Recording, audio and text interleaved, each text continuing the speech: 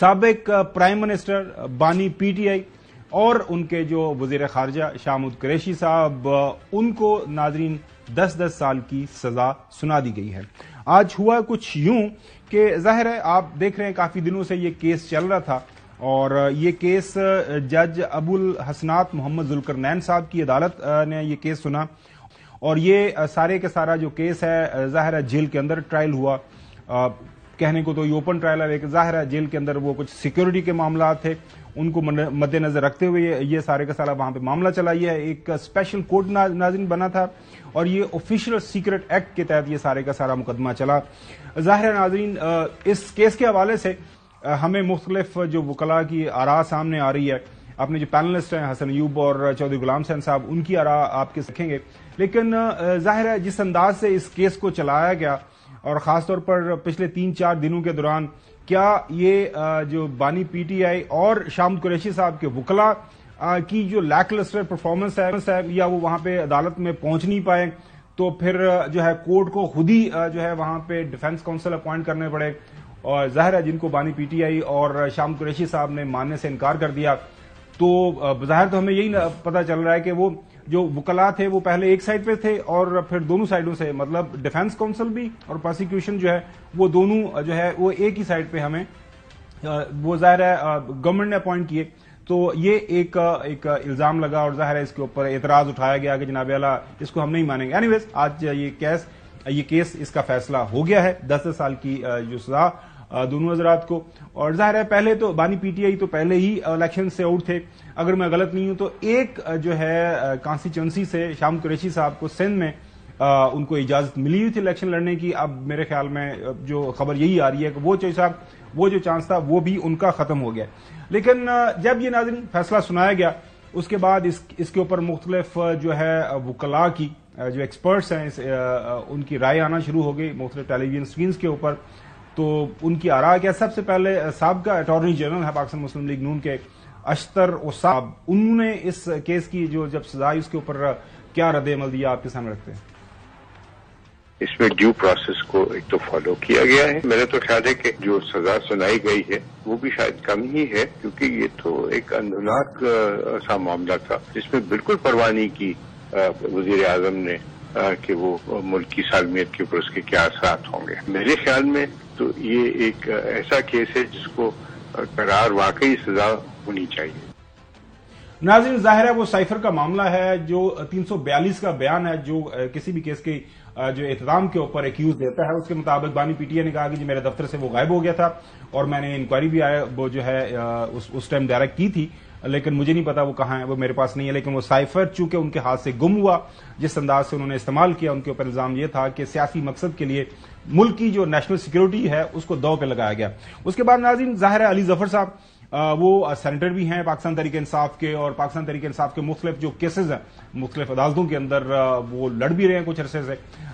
ان کا رد عمل ظاہر ہے ایک other side of the fans ہے، وہ کیا فرما رہے ہیں وہ بھی سنیں۔ کیونکہ ٹرائل ٹھیک نہیں ہوا، یہ ایک مس ٹرائل ہے، بالکل غیر قانونی غیر آئینی۔ یہ جو کنوکشن ہے اور سزا ہے، امید ہے کہ جس وقت اپیل فائل ہوگی اسی وقت سسپینڈ ہو جائے گی۔ اس میں اس کی کوئی قانونی حیثیت میری نظر میں نہیں ہے۔ اس کو میں کیس نہیں کہوں گا، اس کو میں ٹرائل نہیں کہوں گا، اس کو میں فیصلہ بھی نہیں کروں گا۔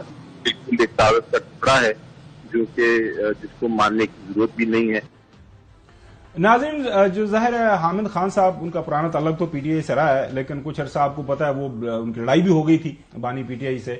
وہ ایک ہر موقع کے اوپر ان کی اپنی ایک پرنسپل پوزیشن ہوتی ہے، خاص طور پر حسن ایوب صاحب ظاہر انہوں نے سپریم کورٹ کور کیا ہے، تو وہ ایک لائن لیتے ہیں، وہ آپ کو یاد ہوگا کہ موجودہ جو چیف جسٹس ہیں جسٹس قاضی فائز عیسی صاحب جب ان کے خلاف ریفرنس بنا تھا اس وقت بھی وہ قاضی صاحب کے ساتھ کھڑے تھے، انہوں نے کہا جی یہ غلط ہو رہا ہے، تو وہ ایک ان کی اپنی رائے ہے، انہوں نے بھی اس کیس کے اوپر جب یہ سزا سنائی گئی تو اپنا رد عمل دیا۔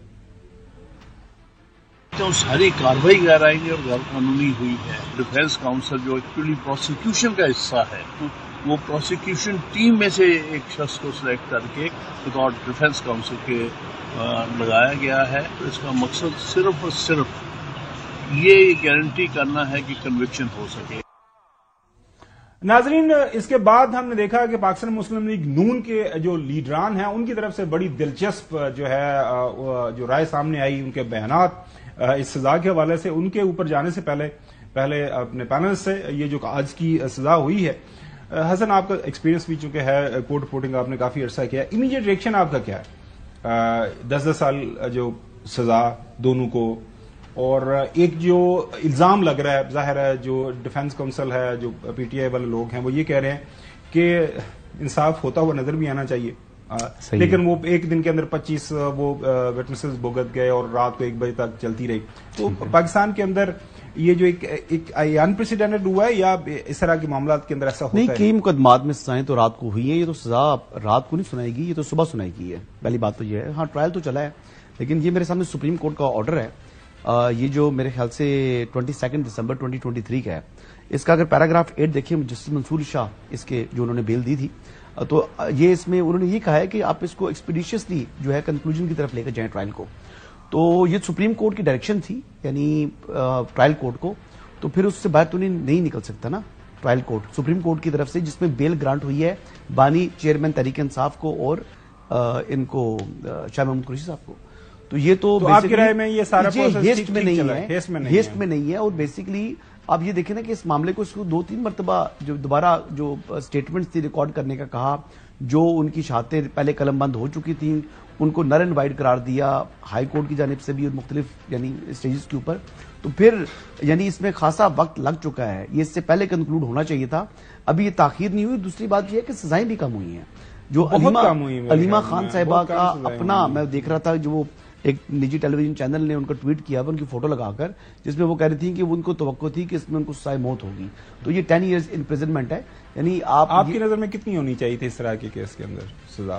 میں تو اس کیس کی جو دیکھ کر بتاؤں تو یہ فیئر سزا ہوئی ہے. 10 ایئرز مطلب اس سے زیادہ بھی نہیں ہونی چاہیے تھی، کیونکہ عمر قید یا ڈیتھ پینلٹی میرے خیال سے ٹو مچ تھا.